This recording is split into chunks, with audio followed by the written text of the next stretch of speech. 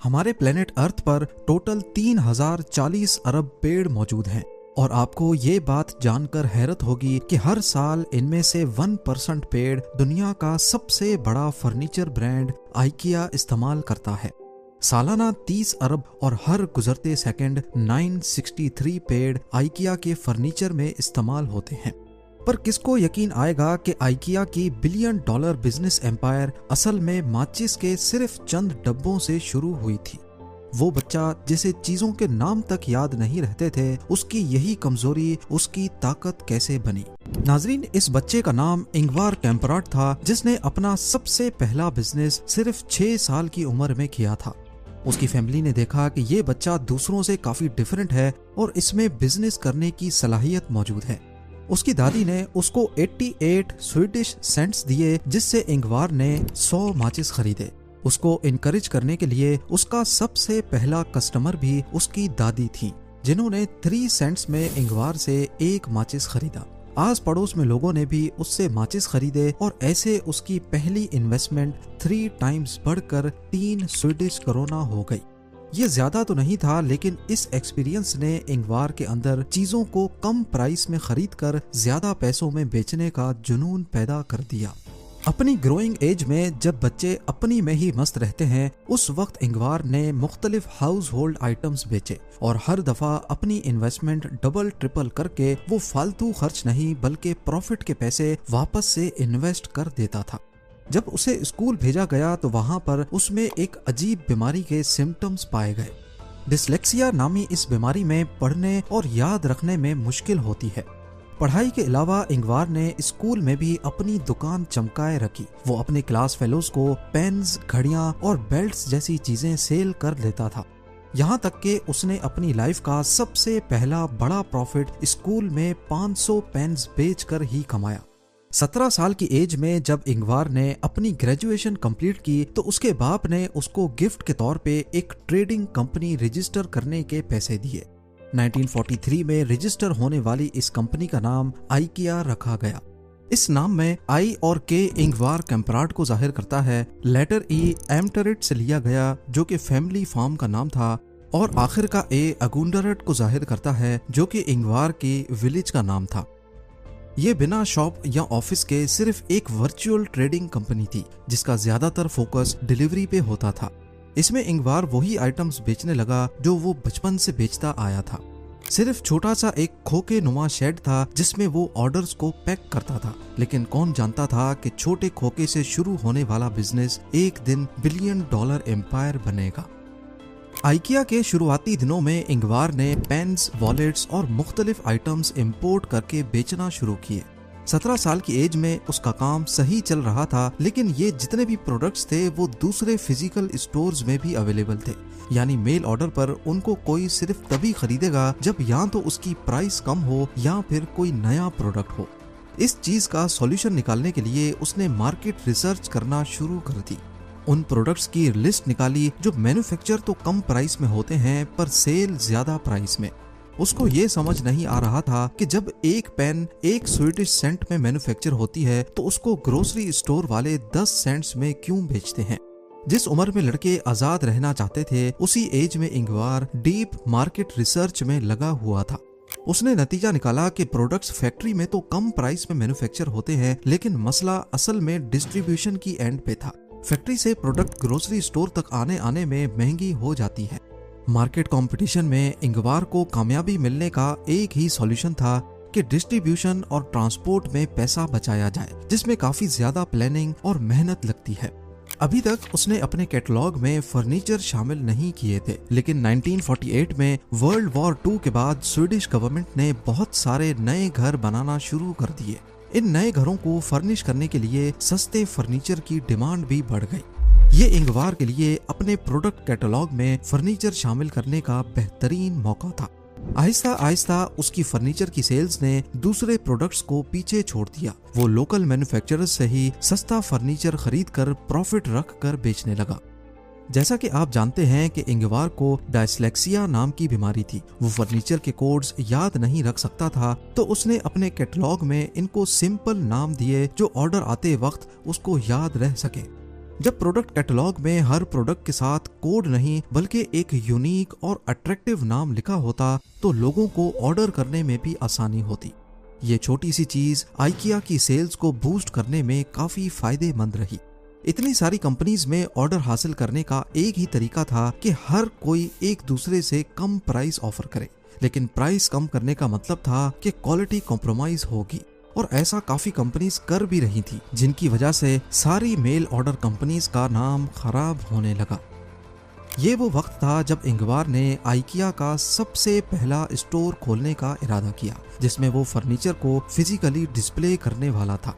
इससे डिलीवरी का खर्चा काफी हद तक कम हो जाएगा, क्योंकि लोग अब डायरेक्टली उसके स्टोर में आकर फर्नीचर खरीद सकेंगे। दूसरा ये कि जिन लोगों को मेल ऑर्डर की क्वालिटी पे भरोसा नहीं था, वो अब डायरेक्टली शॉप पे आकर तसल्ली करके फर्नीचर खरीद सकेंगे। मार्केटिंग के तौर पे इंगवार ने कस्टमर्स को फ्री स्वीडिश बन्स देने का फैसला भी किया। 1953 में जब आइकिया के सबसे पहले स्टोर की लॉन्च हुई तो इसमें उम्मीद से भी ज्यादा रश लग गया। 1000 के करीब लोगों ने स्टोर के बाहर लाइन लगा ली, क्योंकि स्वीडिश सरकार की तरफ से दिए गए घरों को फर्निश करना सबकी जरूरत बन चुका था। इंगवार की ये स्ट्रेटेजी काम कर रही थी। वो लोगों को कैटलॉग तो मेल करता ही था, लेकिन फिजिकल स्टोर की वजह से कस्टमर्स डायरेक्टली शॉप पर आ जाते थे। ये पहली मेल ऑर्डर कंपनी थी जिसने अपना फिजिकल स्टोर भी बनाया। इंगवार ने अपने स्टोर के साथ एक पूल भी बनवा लिया, जिससे आइकिया अब टाउन में एक टूरिस्ट स्पॉट बन गया। लोग आउटिंग करने निकलते थे और साथ साथ कुछ खरीद भी लेते थे। आइकिया तेजी से कामयाबी की सीढ़ियां पार करता जा रहा था, पर इंगवार को ये मालूम नहीं था कि दूसरे रिटेल फर्नीचर स्टोर्स अब उसके रास्ते में बड़ी रुकावट बनने वाले हैं। 1950s में आइकिया बहुत तेजी से बढ़ रहा था और ये बात स्वीडिश फर्नीचर डीलर्स को हजम नहीं हो रही थी। उसके मुखालिफ अभी तक पुराने मेल ऑर्डर मॉडल का इस्तेमाल कर रहे थे, इसलिए वो आइकिया के सस्ते दामों का मुकाबला नहीं कर सकते थे। फर्नीचर डीलर्स ने आइकिया को रोकने के लिए हर मुमकिन कोशिश की। पहले ट्रेड फेयर्स में आइकिया को बेचने पर पाबंदी लगवाई, क्योंकि जब भी कोई फेयर होता तो वहाँ आइकिया के स्टॉल पे सबसे ज्यादा रश होता। और ऐसा इसी वजह से हो रहा था क्योंकि बाकी स्टॉल्स सिर्फ कैटलॉग लेके बैठते थे, वहीं आइकिया के स्टॉल पर रियल फर्नीचर भी देखा जा सकता था। फिर डीलर्स ने कैटलॉग में लिखी प्राइस पर भी पाबंदी लगवा दी, क्योंकि इनमें सबसे कम प्राइस आइकिया की होती। इस बार आइकिया ने अपना खुद का ट्रेड फेयर लगा लिया, जिसमें उसको रोकने वाला कोई नहीं था। इसके जवाब में डीलर्स ने आइकिया के सप्लायर्स को धमकी दी कि अगर उन्होंने आइकिया को फर्नीचर बेचा तो वो उनसे खरीदना बंद कर देंगे। सप्लायर्स ने डर के मारे आइकिया को सप्लाई करना बंद कर दिया। ये इंगवार पर होने वाला डायरेक्ट हमला था, जिसने आइकिया की सेल्स को भी काफी अफेक्ट किया। लेकिन फिर इंगवार ने एक ऐसा तरीका निकाला कि सप्लायर्स आइकिया को फर्नीचर सप्लाई करने पर मजबूर हो गए। जहां दूसरे रिटेलर्स सप्लायर्स को 3 महीने में पेमेंट करते थे, आइकिया ने अनाउंस किया कि वो सिर्फ 10 दिनों में पेमेंट करेगा। इससे सप्लायर्स ने चुप चुप कर आइकिया को रात के अंधेरे में सप्लाई करना शुरू कर दिया। इसी बीच आइकिया ने अपने खुद के डिजाइन्स भी बनवाए और पोलैंड से वुडन चेयर्स भी बनवाई, जो कि दूसरे रिटेलर्स के वहमो गुमान में भी नहीं था। इस तरह बाइकॉट ने आइकिया को कमजोर करने के बजाय मजीद मजबूत बनाया और वो अपने मुखालिफों के हर वार से बच निकला। एक दिन आइकिया के एक एम्प्लॉय ने नोट किया कि एक कस्टमर अपनी कार में टेबल को फिट करने की कोशिश कर रहा है, लेकिन टेबल फिट नहीं आ रही। उसने मशवरा दिया कि क्यों ना टेबल के पांव उतार दिए जाएं। इस आइडिया ने तो जैसे आइकिया का फ्यूचर ही बदल दिया। टेबल के पांव आसानी से उतार कर वापस लगाए जा सकते थे और इंगवार ने फौरन इस आइडिया को अपने बिजनेस की बैकबोन बना दिया। फ्लैट पैक फर्नीचर बनाने से आइकिया का फर्नीचर ज्यादा कॉम्पैक्ट हो गया, जिसे स्टोर और ट्रांसपोर्ट करना सस्ता और आसान हो गया। डैमेज का खतरा भी कम हो गया और कस्टमर्स अपना फर्नीचर सेम डे घर ले जा सकते थे। इससे आइकिया को कॉस्ट कट करने और जल्दी डिलीवरी का फायदा मिला। कस्टमर्स खुद अपना फर्नीचर असेंबल करते थे और उनकी अपने फर्नीचर के साथ ज्यादा इमोशनल अटैचमेंट होती थी। ये नया तरीका इतना वायरल हुआ कि लोगों ने इसको आइकिया इफेक्ट कहना शुरू कर दिया। फर्नीचर इंडस्ट्री में डिसअसेंबल्ड फर्नीचर का कॉन्सेप्ट पहली बार आइकिया ने ही मुतारिफ करवाया, जिसे आज पूरी दुनिया में इस्तेमाल किया जाता है। मैन्युफैक्चरिंग करते वक्त फर्नीचर में ऐसी प्रॉपर्टीज रखी जाती हैं जिससे वो डिसअसेंबल होकर कम खर्च में डिलीवर हो सकें।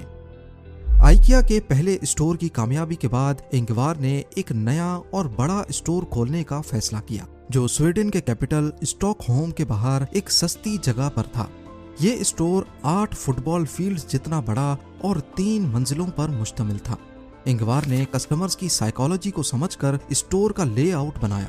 स्टोर में एक ही एंट्रेंस और एग्जिट रखी गई। कस्टमर्स एक रास्ते पर चलकर पूरे स्टोर को देखते थे, जिससे कोई भी चीज उनकी आंखों से मिस नहीं होती थी और वो ऐसी चीजें भी खरीद लेते जो प्लान में नहीं होती थी। आइकिया का लेआउट ऐसा बनाया गया कि कस्टमर्स ज्यादा वक्त अंदर गुजारते, पर मसला ये था कि दोपहर के वक्त स्टोर खाली हो जाता था। इंगवार ने नोटिस किया कि ऐसा इस वजह से हो रहा है क्योंकि लोग लंच ब्रेक के लिए निकलते हैं फिर वापस नहीं आते। लिहाजा इंगवार ने आइकिया स्टोर के अंदर ही एक रेस्टोरेंट भी खोल लिया। इंगवार की सोच बिल्कुल सही साबित हुई। रेस्टोरेंट खोलने के बाद कस्टमर्स देर तक स्टोर में ही रहते और भूख लगने की सूरत में वहीं से खाना खा लेते। इंगवार के पास अब एक ऐसा बिजनेस मॉडल था जिसकी बस सिर्फ कॉपीज बनानी थी। 1965 में एक नया स्टोर खोला जिसमें पहले दिन 18,000 लोग गए। 1973 तक आइकिया बहुत सक्सेसफुल हो चुका था। अब इंगवार चाहता था कि आइकिया का नाम उसके बाद भी जिंदा रहे। इसके लिए उसने एक खास प्लान बनाया, एक ऐसा प्लान जो उस पर चोरी का इल्जाम लगाने वाला था। जी हाँ, इंगवार का ख्वाब था कि उसके बच्चे आइकिया का बिजनेस विरासत में लें, लेकिन स्वीडन में इनहेरिटेंस टैक्सेस बहुत ज्यादा थे। स्वीडन में पहले विरासत में मिलने वाली जायदाद पर बहुत ज्यादा टैक्स होता था। इस प्रॉब्लम को हल करने के लिए इंगवार ने दुनिया भर के लॉयर्स हायर किए और उनका मिशन था आइकिया को टैक्सेस से बचाना।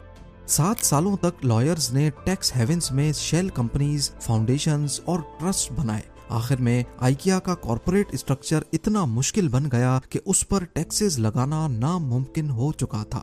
इंगवार की इसी हरकत की वजह से आइकिया पर टैक्स चोरी का इल्जाम भी लगने लगा। और जैसा कि दुनिया का कानून है कि तरक्की करने वाले की टांगें सभी खींचते हैं, 1980s में आइकिया पर एक और इल्जाम भी लगा था। ईस्ट जर्मनी में कुछ फैक्ट्रीज थीं जहां बनने वाला फर्नीचर आइकिया में जाता था, लेकिन उनमें से चंद कंपनीज में कैदियों से जबरदस्ती काम करवाया जाता था, जिसका कसूरवार लोगों ने आइकिया को ठहराना शुरू कर दिया। बाद में जब ये इल्जाम साबित हो गया तो आइकिया की मैनेजमेंट ने एक पब्लिक अपॉलजी लिखकर लोगों से माफी भी मांगी। 1990s में आइकिया के 70 से ज्यादा नए स्टोर्स खोले गए और 2008 में आइकिया दुनिया की सबसे बड़ी फर्नीचर कंपनी बन गई। 2018 में इंगवार कैम्प्राड 91 ईयर्स की एज में दुनिया को छोड़ गए। आज दुनिया भर में आइकिया के 473 स्टोर्स हैं और हर साल 2000 से ज्यादा नए प्रोडक्ट्स लॉन्च होते हैं। इन प्रोडक्ट्स की खास बात यह है कि आज भी हर प्रोडक्ट को स्वीडिश वर्ड्स दिए जाते हैं, जिसकी शुरुआत इंगवार कैम्प्राड ने अपनी डायस्लेक्सिया की बीमारी की वजह से की थी।